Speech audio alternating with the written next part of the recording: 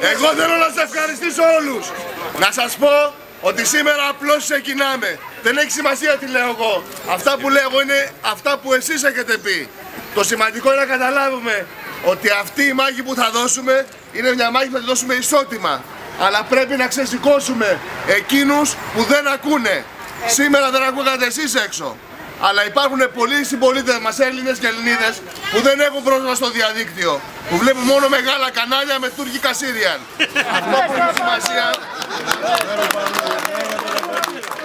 Αυτό που έχει σημασία για να κάνουμε έναν αγώνα μαζί είναι το εξής. Δεν χρειαζόμαστε ούτε λεφτά ούτε τίποτα. Έτσι, μπράβο! Χρειάζεται όλοι μας να πάμε σπίτι-σπίτι, γωνιά-γωνιά από όλη την Ελλάδα. Το αποδείξατε σήμερα. Ένας φίλος μέσα ήρθε με το μηχανάκι από την Ελευσίνα με βροχή. Ο άλλος ήρθε από την Ικαρία.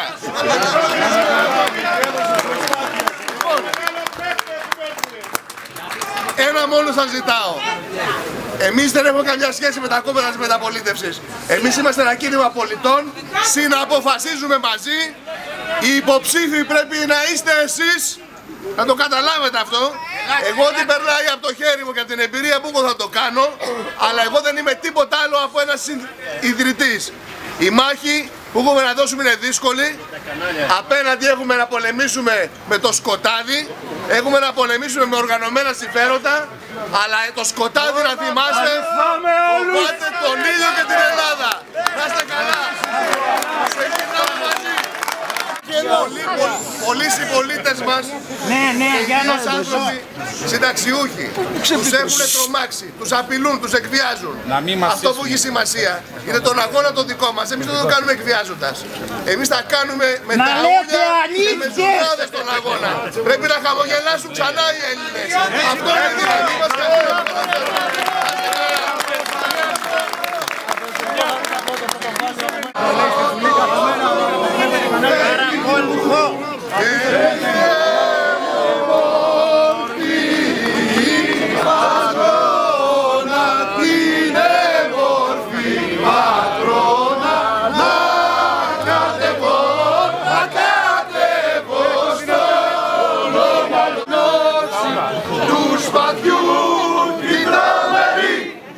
Σε γνωρίζω από την όψη που μεριά μετράει τη γη. Απ' τα κόμματα μένει κονελή και τα πρώτα αγριωμένη και ο ελευθεριά και τα πρώτα αγριωμένη και ο ελευθεριά. Και σαν πρώτα αγριωμένη χαίρο και ελευθεριά. Κοίτα Ελλάδα!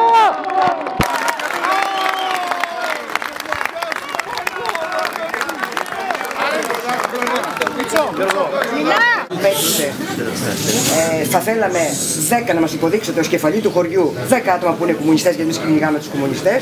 Έχουμε μάθει ότι εδώ υπάρχουν συνεργασίες. Ο θείος μου τους έλεγε ότι όχι, εμείς είμαστε φιλήσικοι άνθρωποι. Αν θέλετε 10 άτομα, πάρτε τη μάνα μου, τον πατέρα μου, τα αδέρφια μου και εμένα, λέει ο Παπασιτήρης, τον οποίο τους φάξανε. Πάρτε και εμένα.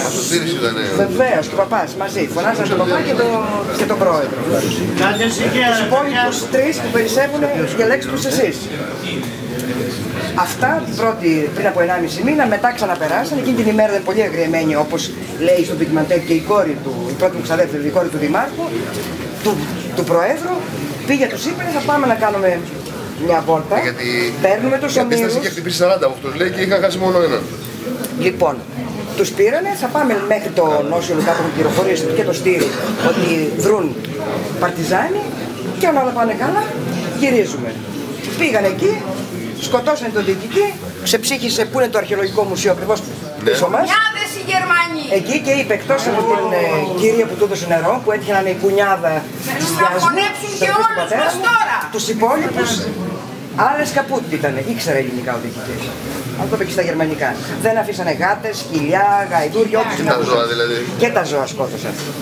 Κάποιοι γλίτωσαν.